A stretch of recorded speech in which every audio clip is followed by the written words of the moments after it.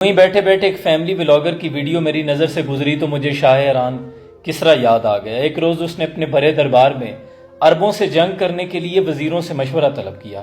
ایک وزیر اٹھا اور بڑی حقارت سے کہنے لگا کہ عالی جناب، ان اونٹوں کے چرواہوں سے جنگ کرنا ہماری توہین ہے، یہ ہماری شان نہیں۔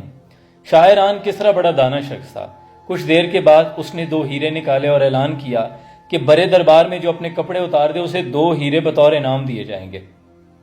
2 وزیر آگے بڑھے، انہوں نے کپڑے اتارے اور 2 ہیرے بطور انعام وصول کر لیے۔ پھر شاہ ایران نے اعلان کیا کہ اب بازار میں جاؤ، کسی کوئلہ فروش بدو عرب کو لے آؤ۔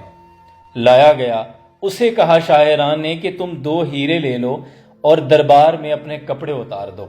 تو اس نے 2 ٹوک بڑے سخت لہجے میں جواب دیا کہ عالی جناب، میں ان 2 ہیروں کی خاطر کپڑے اتارنا تو دور کی بات، اپنے سر کی پگڑی اتارنا بھی گوارا نہیں کرتا۔ یاد رکھیں، غیرت مند قومیں اس طرح اپنی عزت اور آبرو کی حفاظت کرتی ہیں۔ اگ رہی ہے کپاس میلوں تک اور بدن ہیں کہ بے لباس ہوتے جا رہے ہیں۔